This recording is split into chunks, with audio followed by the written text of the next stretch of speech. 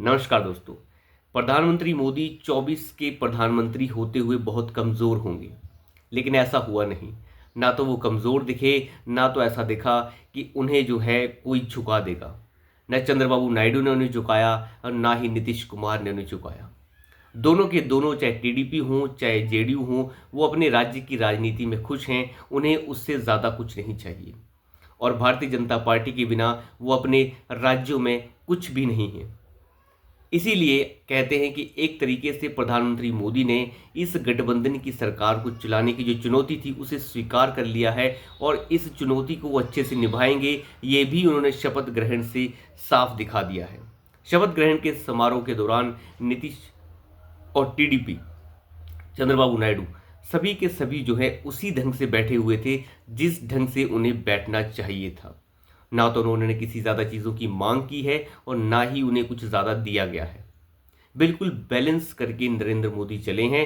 और गठबंधन की सरकार, जिसके ऊपर तरह तरह के आक्षेप लगाए जा रहे थे कि भारतीय जनता पार्टी को नैतिक तौर पर अधिकार नहीं है सरकार बनाने का, ये वो पार्टी बोल रही है जिसके मात्र 99 सांसद हैं संसद के अंदर। वो कह रही है कि नैतिकता के आधार पर प्रधानमंत्री मोदी को सरकार नहीं बनानी चाहिए।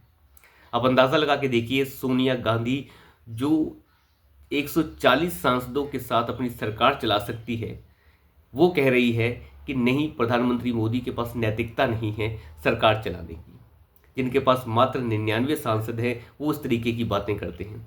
खैर, इंडी गठबंधन जो भी कहे, लेकिन सबसे बड़ी चीज़ जो वो ये है कि सभी के सभी मंत्रियों को जो रिपीट किया गया है और कुछ नए मंत्रियों को ऐड किया गया है, बिल्कुल बैलेंस बनाकर किया गया है।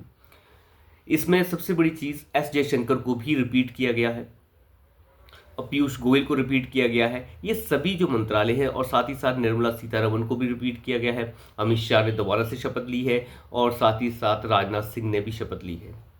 कोई भी बड़ा मंत्री जो है जेडीयू और जो टीडीपी है, वहाँ से इतना बड़ा मंत्रालय कोई भी उन्हें नहीं दिया गया है। सभी इंपॉर्टेंट मंत्रालय प्रधानमंत्री मोदी ने अपने पास ही रखे हैं, यानी अपने मंत्रिमंडल को ही दिए हैं। अब यहीं से अंदाज़ा लग जाता है कि भले ही वो एक गठबंधन की सरकार हो, लेकिन गठबंधन की सरकार को भी कैसे बैलेंस करके चलना है वो नरेंद्र मोदी ने देखा है। हालांकि स्मृति ईरानी का यहाँ पे जो है मंत्रालय एक तरीके से काट दिया गया है, उन्हें शपथ नहीं दिलाई गई। वैसे तो वो चुनाव भी हार गई थी, लेकिन मुझे लगता है उन्हें जो है आगे बढ़ाना चाहिए था। हालांकि उनके अंदर काफ़ी कमियां भी हैं, उन कमियों को दुरुस्त करने की भी आवश्यकता है। लेकिन एस जयशंकर को रिपीट किया गया है, ये भी अपने आप में बहुत बड़ी बात है। साथ ही साथ इसमें दो तीन चीज़ें और भी हैं जो जिस तरीके का विमर्श खड़ा करने की कोशिश की गई, उस विमर्श को एक तरीके से शपथ ग्रहण समारोह के बाद नरेंद्र मोदी ने धूल चटाई है कि आप जिस तरीके की भी चुनौती हमें देंगे, उस चुनौती को स्वीकार किया है।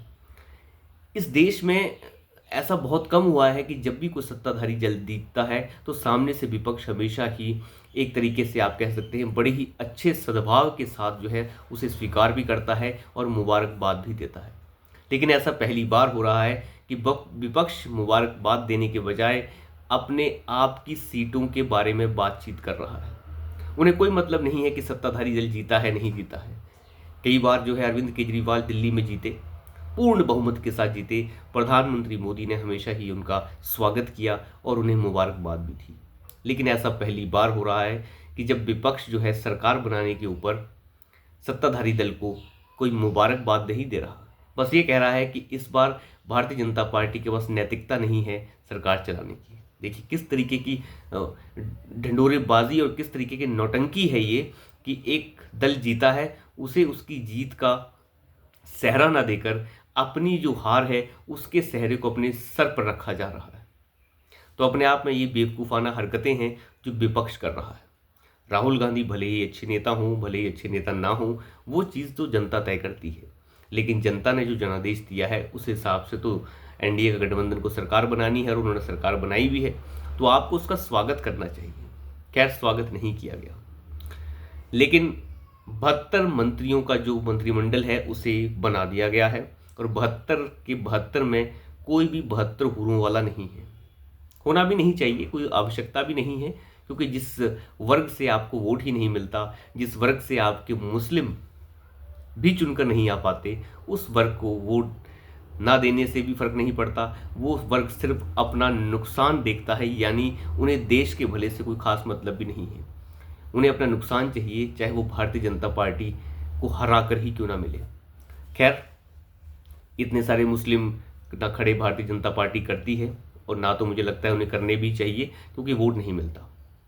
कोई फ़ायदा नहीं होता मुस्लिम सांसदों को खड़ा करके भी, जब वोट ही नहीं मिलता तो खड़े भी क्यों करने हैं। और कई बार तो ऐसा भी देखा जाता है कि भारतीय जनता पार्टी जिस मुस्लिम को खड़ा करती है उसका जो है बहिष्कार किया जाता है मुस्लिम समाज द्वारा। तो इन सब चीज़ों को देखते हुए एक तरीके से प्रधानमंत्री मोदी ने ये भी साफ किया है कि सबका साथ, सबका विश्वास, ये जो नारा है, अब ये नारा किसी मायने का रह नहीं गया है। अब चुनाव जो हैं हिंदू मुस्लिम पे ही होने चाहिए, और जात का जिस तरीके से विपक्ष ने फ़ायदा उठाया है उस तरीके से अब भारतीय जनता पार्टी को भी धर्म के ऊपर कूद जाना चाहिए। तो अभी के लिए इतना ही। धन्यवाद।